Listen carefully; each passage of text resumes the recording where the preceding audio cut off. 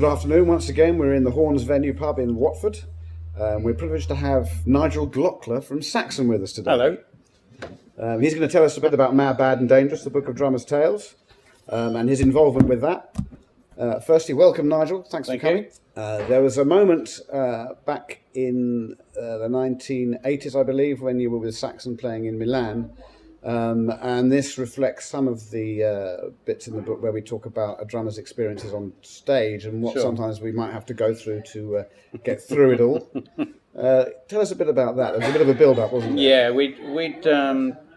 we were coming through the pass from Switzerland. Yeah. And it had been snowing really heavily, and basically, to cut a long story short, we got to the gig in Milan, which was a sold-out 9,000 seater, I think it was.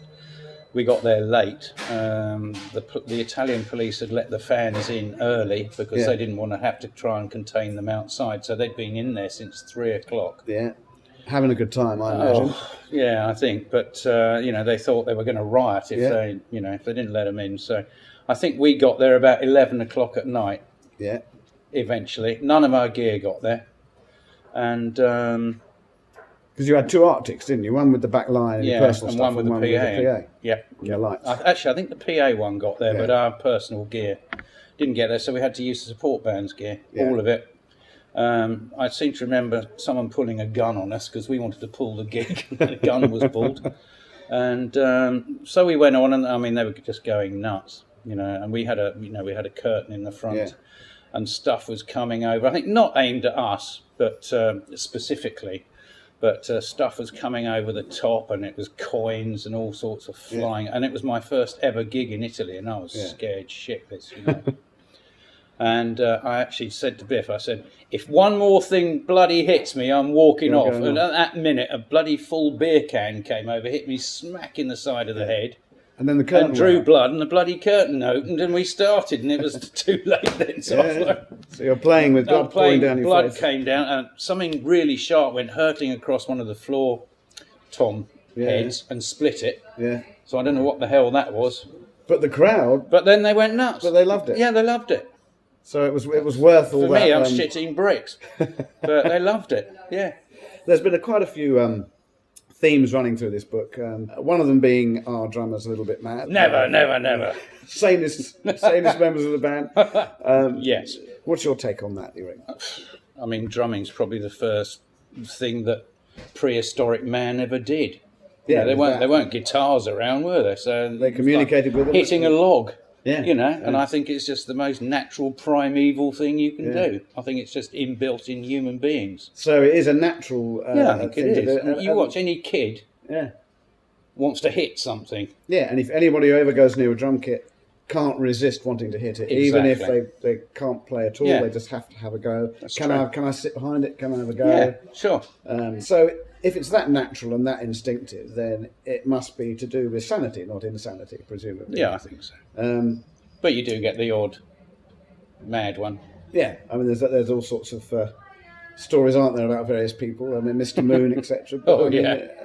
Some of his madness was something to do with drums, though. It was a lot of that, which we look at in the book a little bit, is to do with his eccentricity as a person. Yes, and sometimes his extreme kindness as well, which is almost to the point of madness. But what do you reckon is the worst time you've ever had to play when you were actually ill or physically incapacitated? I got injury. It was an American tour. Actually, I got pneumonia. Usually we go out on tour and I take all the medicines out with me. As soon as I feel, hang on, I'm getting a cold or something, dose myself up, and usually that does the job. But a good sweat and I'm fine the next day. Yeah. But this just kept going on for probably about a week or so, and I thought something's not right here. Yeah.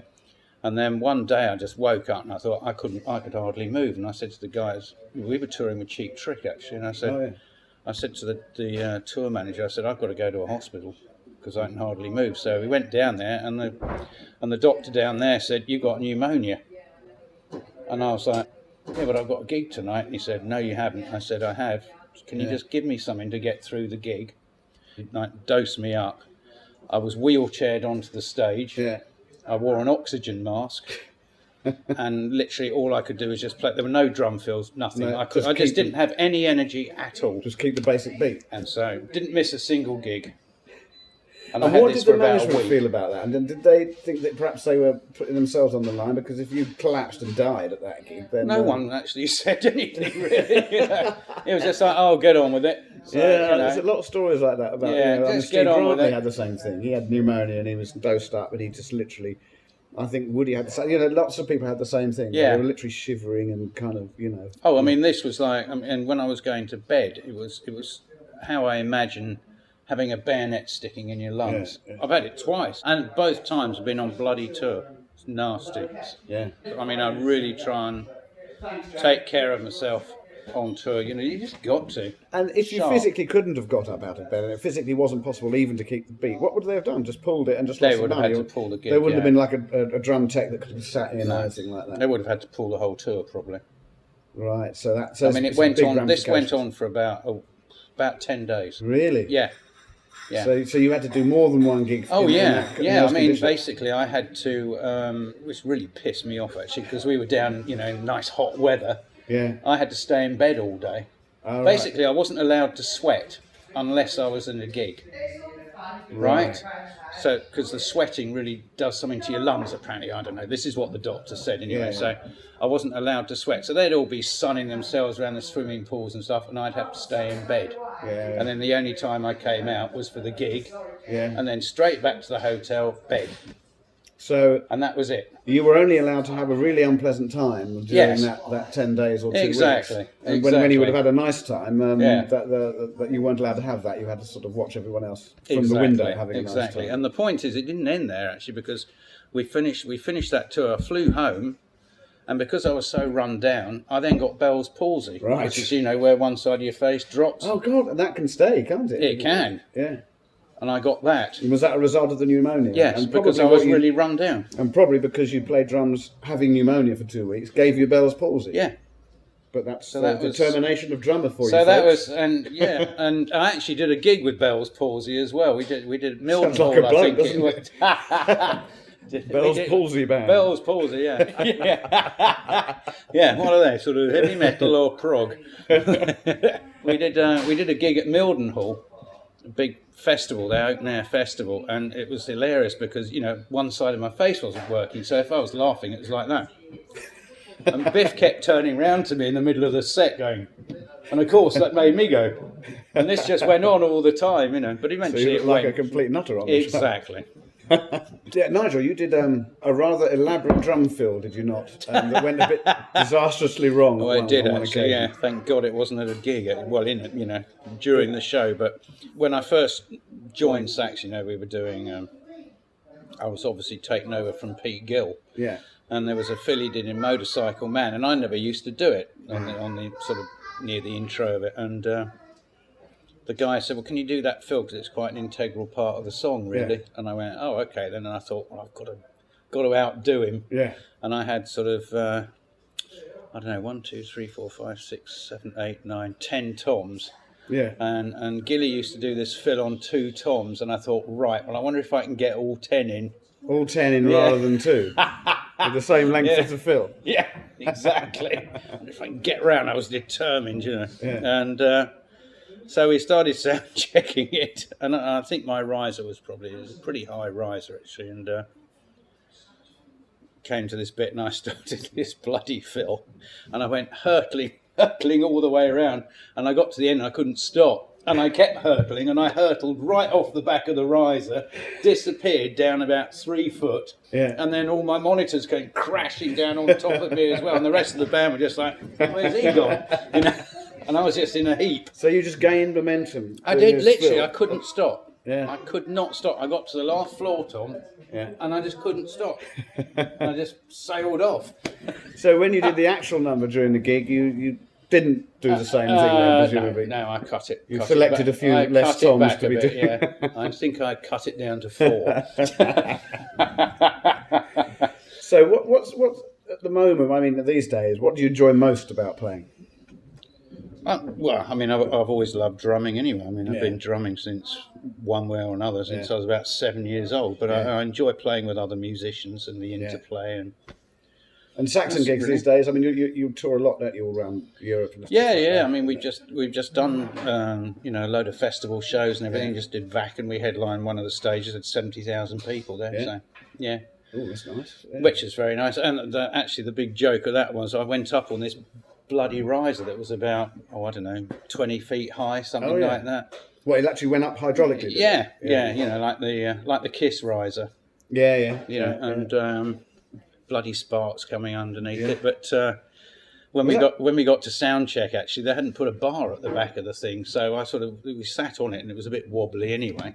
And I think my stool was about that far from the back, and they took me up, and I went, Hey? No, I need a bar behind me in case I lean back. Good God, because otherwise, if you came off, I came, well, I'd be dead. Yeah. They didn't think to put a bar on the back of the riser. No. So I went, no, get me down. I want a bar now. It's almost as though you're sort of kind of immortal. The drummers are supposed to be immortal. Yeah. And it kind of doesn't matter if they fall off a drum riser. But it's all 25 part of feet the up, show. You know, part of the show. You'd have thought. I mean, I hate heights anyway. I can't stand I heights. can't stand them either. But I mean, even with a bar, I'd feel a bit funny. But obviously, Yeah, no, it was you have to all do right. Once it went, actually, it was pretty good because it went up. That's when I did my solo up the top, Oh, right, nice one. which is great actually because I find it quite off-putting if I can see little faces in the audience while I'm playing. You know, I might just glance up and I see. Whereas I was up there, I couldn't see anyone. So you're all just almost doing it. I was just in my own space, you know. The funny thing was, I turned around there and I looked down. There was our bass player Nibs, and his head was about this big, looking up at me like this. I was like, Jesus, you know. As it went down, he felt a sense of relief. It was actually, yeah. Well, I mean, isn't there one where Joey Jordison goes upside down at the top of the arena or something like that? Yeah, I mean, he does that. I mean, Tommy Lee started all that Did stuff. he? Yeah, he was that must be riser pretty going weird. like that, and he's got this thing now where it's almost like a roller coaster circuit, and you invite someone in the audience to go up. Like, I'd love to have a go doing that actually, because you're all strapped in anyway. Yeah. So, have you ever had this thing where your muscle memory goes a little bit? I haven't had a muscle memory one. I've had one. You have a thing when you're gigging and gigging and gigging. You have a thing called automatic pilot. Yeah. And I've had it a couple of times. I've suddenly come out of automatic pilot. I'm in a song. I'm thinking, Christ, which bloody verse are we in? Oh, yeah. You know, is it the verse before the big drum breaks or the solo, or does it stop? And I'm not trying to, latch onto something. It's like it's just a momentary panic. Yeah. And then you suddenly go, oh. So it's never actually got the better of you. You haven't finished the song before it's supposed to end. So, Nigel, may I ask you to say a little word about Mad, Bad and Dangerous, the Book of Drummers' Tales? It's absolute rubbish. No, it's a good read. Go and get it. Thank you, great. Thank you very much. Also, folks, available on Kindle now. Hey! Nigel, thanks so much for coming in. It's been great fun. Yeah, cool. And if you had a chance to do another story in another book, would you be happy to give us a couple? Definitely. Cheers.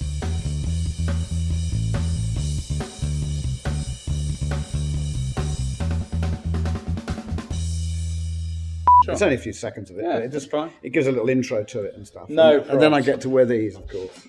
What do you reckon? What do you think that's really naff? What do you think? What do you reckon? Shall I do it just for the fun of it? Well, I can put mine on too. So. Yeah. I think it'd be rude not to. Yeah. No, matching, you look nice.